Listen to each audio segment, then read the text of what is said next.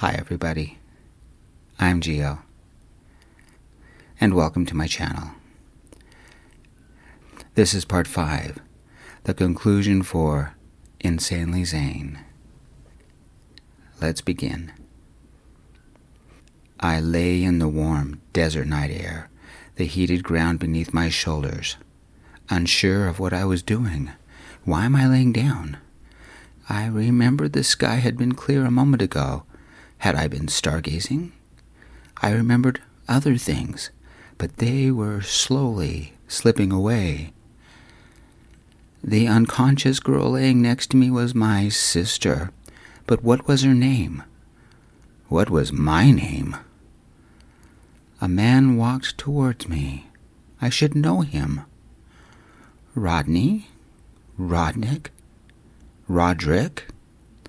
His name slipped past my mind. Who was he? And more important, why was I afraid of him? For that matter, who am I? Where am I? Why are we in the middle of the desert? Why does my head hurt? All I knew was that I had to protect my sister and get away from this man, Rodney. I scooped up the girl and began running. The most valuable business opportunity in the world, and you never made it easy, the man said. This is the third time we've had to start over because of your little tantrums. I command you to stop. Impossibly, my feet stopped, but not because I told them to. The storm flared. Lightning ripped across the sky. A bolt struck a nearby house with the sound of sizzling meat. Something nearby exploded in an impossibly bright light and blinding sparks and a bone-crunching boom. A transformer must have exploded. We were caught in a lightning storm. I had to get Jasmine to safety. Wait, that's her name, my sweet Jasmine. She was 12 and was taking care of me while I was sick. There were other people too, someone very important. Why can't I remember him? My feet became my own to control. I turned to face the men. Something became odd about my hands. One turned into a claw with sharp, curved talons. My tongue struck one of my teeth. The fang was extra sharp. I had a set of fangs? An animal snarled inside me. What am I? The man smiled at me again and said, "Forget." A wave of something hit me, and my headache worsened. The claws vanished, so did the fangs, but whatever was raging inside me did not disappear. Rodney or Roderick or whatever his name was said, "I control you." The storm literally broke the sky, and suddenly I wasn't alone.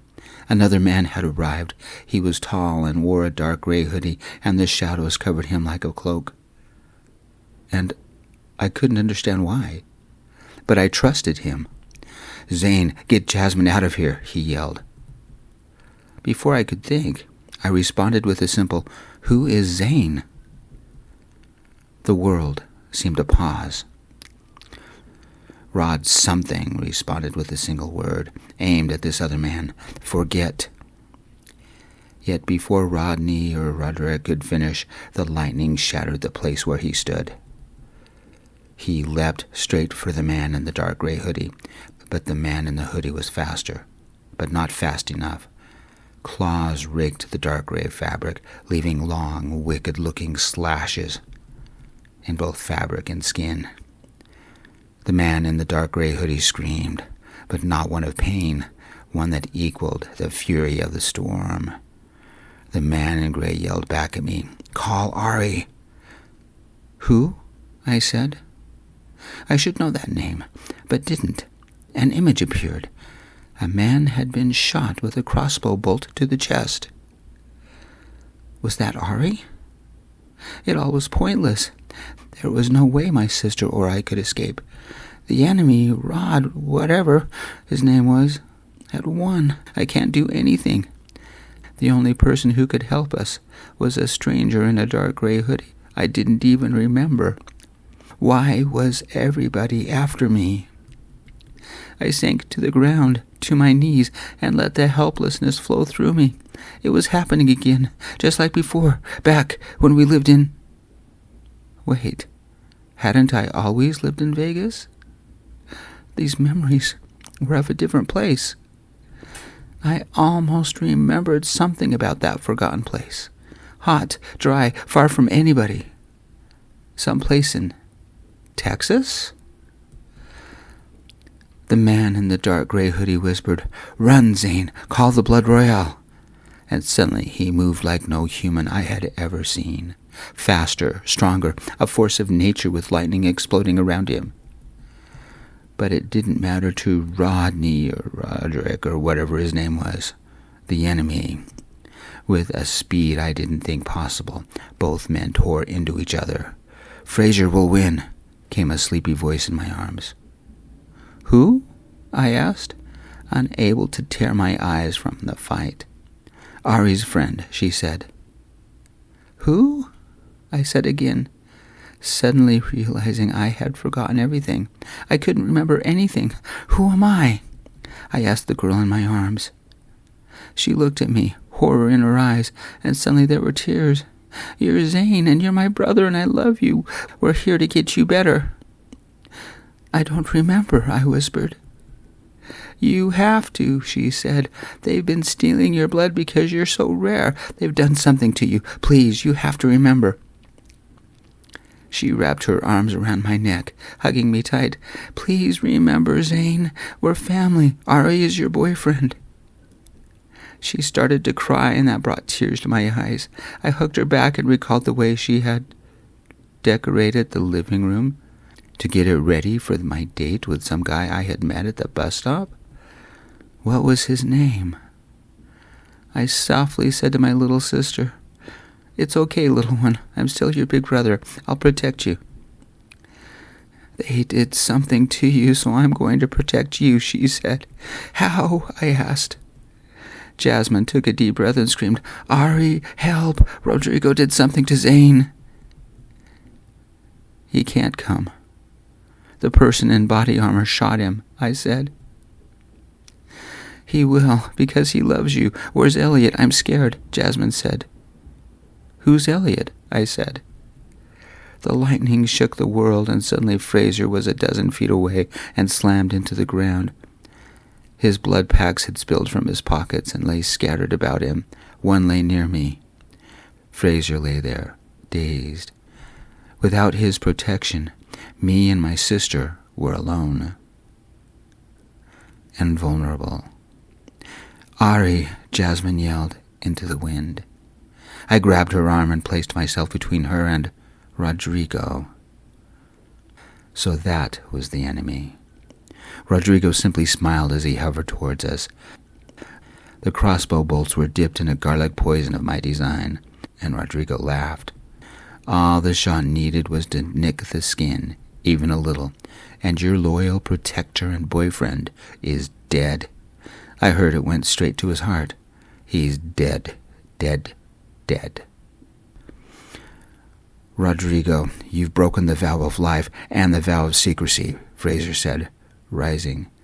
He held his left arm tightly, like it was broken. "You know what the Blood Royale will do." "There won't be a punishment," Rodrigo said, with an odd grin. "I haven't survived 500 years by being stupid like the Blood Regents. You all will forget, and if you defy me, I'll kill you." The words seemed to roll on the winds, but thunder drowned it out. But it didn't drown out the odd skittering in my head. "Rodrigo, you die tonight." A form hurtled from the nearby house, fast, and struck Rodrigo in the jaw, creating a thunderclap with the force of a sonic boom. A man in a tattered hoodie had arrived. And he said, "Guess who else is wearing body armor?" Rodrigo's head whipped back, but as strong as the blow had been, it didn't snap Rodrigo's neck. The old vampire rolled with the blow, landing on his feet like an obscene spider some 20 feet away. "Ari," Jasmine yelled. "He hurt Zane's mind. My brother can't remember anything." Ari nodded, and, without a second's hesitation, charged Rodrigo with the force of a freight train. His fist connected once again with Rodrigo, but this time in the gut. Rodrigo still didn't go down. "Rodrigo, I've called the Blood Royale," Ari said. "You can't escape." "So what? She can't be here for an hour," Rodrigo said. "Sleep." Ari dropped immediately. Fraser staggered. Rodrigo's power must have a range because his command didn't affect me. But, like Ari, he was strong. I suspected Fraser's arm was broken. My 12-year-old Jasmine was helpless against these forces. So was I. There had to be something I could do. But what? I reached deep inside me, and in that moment realized how much of a vampire I had become. Could I ever call myself human again? If I surrendered to the bloodlust inside me, to the vampire I'd become, and let the vampire inside me take control, what could I do? I didn't have Fraser's control over shadows and storms. I couldn't command people like Rodrigo could, and I didn't have Ari's strength and speed. I didn't know the rules of vampire society. But what I did know, Ari and Fraser tried to protect me and Jasmine. What could I possibly do? I had to do something. There was a skittering noise, kind of a squeaking noise, on the edge of my mind. Another person entered our field of combat. The person in black body armor walked towards us, seeming a little battered. "How did it go?" Rodrigo asked, as the person in black armor removed her armored headpiece. "Not as well as I'd hoped," she said, and held her armored headpiece in her arms. "It was Mom? I'm getting too old for this. There is enough in our accounts that we can survive for decades. We need to cut our losses, maybe go to Europe while we still can." "Mom," Jasmine shouted, "you're in on this? Selling Zane's blood? That's evil." "Don't sound so self-righteous," Mom yelled. "Do you know how much money we've made off that brat? All tax-free." "And then spent partying," I yelled. "You were never around, so I had to take over." "Nothing has to change," Mom said. "Let Rodrigo make you forget, and we can go back to being a family again, and we'll all go to Europe. I promise I'll stay around this time." "No, keeping Zane alive is too big of a risk," Rodrigo said. "I'll drain him, and we'll have a big sell-off. We'll make millions. Zane has become too much trouble." "You'll kill him?" Jasmine yelled. "Once he changes into a vampire, I'll stake him to the ground and let the sun do that," Rodrigo said. The skittering in my mind became louder and sounded like it came from all directions. Whatever I was going to do, I had to do it now. I don't know how I did it, but the nearby blood pack was suddenly in my hand. The blood had been in Fraser's pocket, warming for most of the day. I ripped it open and sampled. The animal inside me was hungry. I drank as if it were the elixir of life, gagging a little on the strange taste. The skittering became a physical noise, like static, but louder, more organic. Jasmine covered her ears. "Are you doing that?" Ari looked at me and ran over to me and Jasmine, trying to protect us. "What's that noise?" Mom yelled. Rodrigo looked about, his eyes confused. "What is this, Zane? What are you doing?" "Zane is causing this?" Mom yelled. "Zane, stop it right now." I couldn't answer her. Something took control of me. My mind expanded and suddenly seemed everywhere. Flying high, sequestered in caves, feeding on plants, I became one with the skittering. I stood tall, tilted my head back, and screeched, a loud nightmare sound that stretched far into the darkness. The skittering took note and came to me. Then I was back in my head, looking at Mom and Rodrigo, at Rodrigo's look of confusion, at Mom's suddenly scared look. And then I heard them. The soft sound of wings multiplied by millions, the skittering call of a million bats. Bats are literally found everywhere and anywhere they can find a safe, shadowed spot, like unused mine shafts, or shallow caves, or crevices no one can fit in, or spaces no one ever knew existed. Tiny creatures, they can hide in places where nobody suspects they are hiding, like old abandoned buildings in a ghost town. Dead Man's Butte was once a silver town, and the nearby butte had the remains of old silver mines and the ruins of buildings long forgotten. Bats are normally harmless creatures that avoid other creatures. They seem scary, but normally stay far from humans. Somehow, I had summoned the bats. All the bats, as far as my mind could reach. They were coming. I could hear their song, the sound of their wings, the way they could scream and squeak and chirp, and I saw the world through the sounds they made. "Oh, shit," Fraser said. "Somebody is really mad. Look at what's coming. Get around me, quick." He ran toward Jasmine and Ari. A shield of shadows enveloped them all. The skittering became as loud as a jet, and a moment later, millions of bats descended upon us, filling the air with their dark bodies. They were not the soft, timid bats from textbooks, but ones whipped into a frenzy by the chaos inside me. Mom screamed and waved her hands about her head. Rodrigo tried to summon the storm to blow them away. More bats arrived, and more, and more, and more. Mom tried running, but she was swarmed and stumbled to her knees and finally curled up into a ball in a vain attempt to protect her exposed skin. Rodrigo yelled and swore, but the sheer numbers of bats overwhelmed him, and he fell. He couldn't focus to bring the storm to bear. And all this time, the skittering of the colonies of bats sang in my head. These bats were angry, and they attacked, leaving small claw slashes and bite marks all across Mom's and Rodrigo's bodies.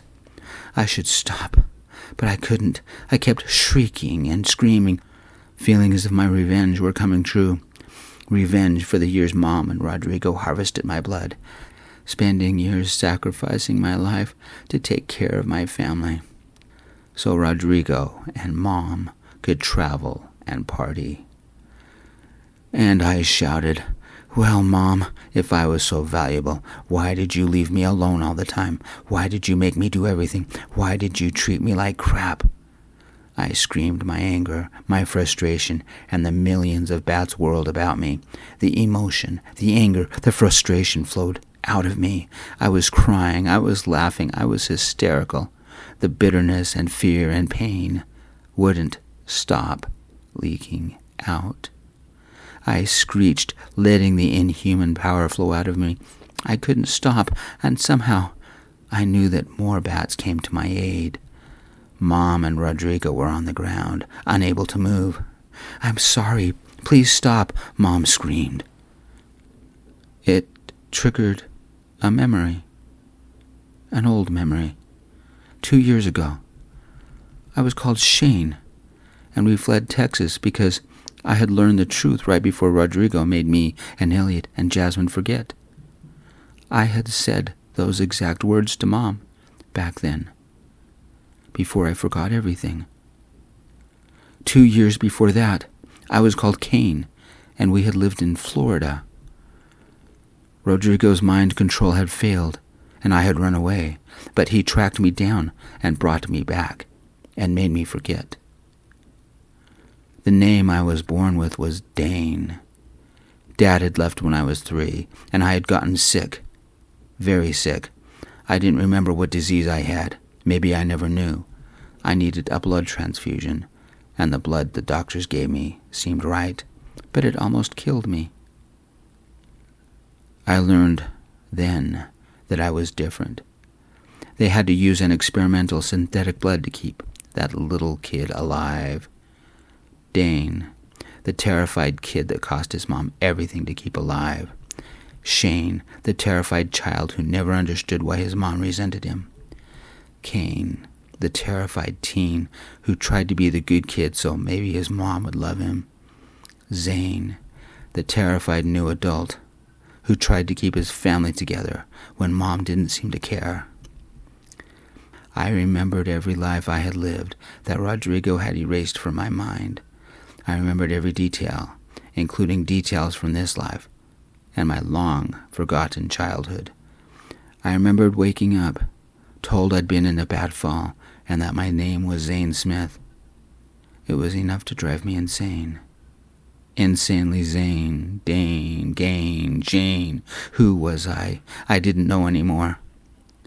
Mom and Rodrigo had stolen everything from me 3 times, and then used my rare blood to fund their lifestyle. I screeched my rage, my pain, and whipped the colonies of bats into a frenzy. Zane, let me take it from here, a woman's calm voice said. The bats have had enough. A soft hand touched the side of my head, and somehow I knew the woman knew the truth about everything. A calmness surrounded her. She looked in her early 20s, with auburn hair and clothes that seemed more in tune with the high-fashion scene of Vegas than the desert. She was timeless, looking maybe 25, but something about her felt old, eternal, calm. An empath, the queen of the Vegas conclave, the blood royale. Give me your anger. Let it go, she said. Look what they've done to me, to my family, I said. I can't forgive them. Neither will I, she said. Surrender your anger. Gift me your pain. It's time to let them go so you can find your own life. Your sister and your brother still need you. Your world has changed. I don't know how, but I did as she wanted. The sudden release left me dizzy and weak. My world spun. My legs collapsed under me. The fury I had felt drained out of me, leaving a void inside me. Strong arms caught me before I fell and picked me up like a child and cradled me close. I knew the scent. Ari. I wrapped my arms about his shoulders, completely drained. Ari, the woman said, I leave Zane and his family in your care. Elliot is unconscious back at the Mojave Bloom. Don't blame him for revealing your location. Mrs. Smith and Rodrigo tricked him. I'll take care of Zane, Jasmine said. He's my brother. Then I leave him in your care, the Blood Royale said. Watch over all of them, Ari. I was already planning on it, Blood Royale, Ari said. Fraser, you too, the Blood Royale said. Now I have some business to take care of. The Sangre de Muertos will be arriving soon. It seems Rodrigo and Mrs. Smith have been breaking our sacred vows in more than one country. What's going to happen to our mom, I asked, as Ari set me down. His arm remained about me, supporting me. The woman known as the Blood Royale looked on Rodrigo for an instant, then at Mom, then back at me, and she sadly said, You'll never see them again. If you want to say goodbye, you'll need to do it now. Never see us again? Mom looked up, fear in her eyes. Zane, I'm still your mother. Tell them to have mercy, please. As much mercy as you showed him when you drained his blood? Fraser said. Rodrigo made me do it, Mom said. Yes, that's it. He can control people. You saw him. He was controlling me. It's not my fault. Please. The Blood Royale nodded to someone in the darkness and quickly said, Like most of our powers, suggestions only last a short while. Something more complex like a memory wipe, though powerful, doesn't last for more than a year or two. Zane, that's one of the reasons Rodrigo did it to you and your family, over and over again. You were too valuable to let slip away.